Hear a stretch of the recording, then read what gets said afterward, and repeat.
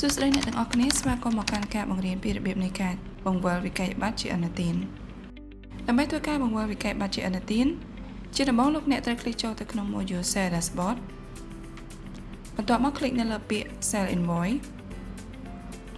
លោកអ្នកអាចធ្វើការស្វែងរកវិក័យប័ត្រដែលលោកអ្នកត្រូវបង្វិលតាមរយៈលេខកូដវិក័យប័ត្រឈ្មោះអតិថិជនឬការបរិច្ឆេទនៃការចេញវិក័យប័ត្រ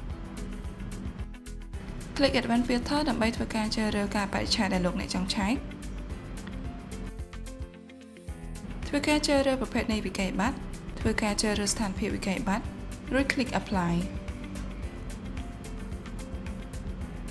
ធ្វើការ Click ទៅលើសញ្ញាចុច3បញ្ឈររួច Click នៅលើពាក្យ Credit Memo Click លើប៊ូតុង Yes សម្រាប់លេខកូដលោកអ្នកអាចធ្វើការបំពេញដោយផ្ទាល់ឬអាចរំលងនោះ system នឹងធ្វើការចាប់លេខកូដនោះជូននៅស្វ័យប្រវត្តិធ្វើការជ្រើសរើសការបរិច្ឆេទនៃការបង្វិលនៅក្នុងផ្នែក Return Date លោកអ្នកអាចធ្វើការជ្រើសរើសឈ្មោះសាខា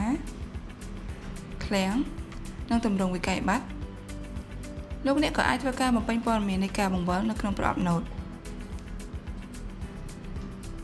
ធ្វើការបំពេញចំនួនទំនិញដែលលោកអ្នកត្រូវបង្វិលនៅក្នុងផ្នែក Return ប្រសិនបើលោកអ្នកធ្វើការបង្វិលទំនិញត្រឡប់វិញតម្លៃថោកជាងតម្លៃដែលលក់ចេញលោកអ្នកអាចធ្វើការបំពេញជាភាគរយឬចំនួនទឹកប្រាក់ដែលត្រូវកាត់ខាតនៅក្នុងផ្នែក Discount ឬ Click Sale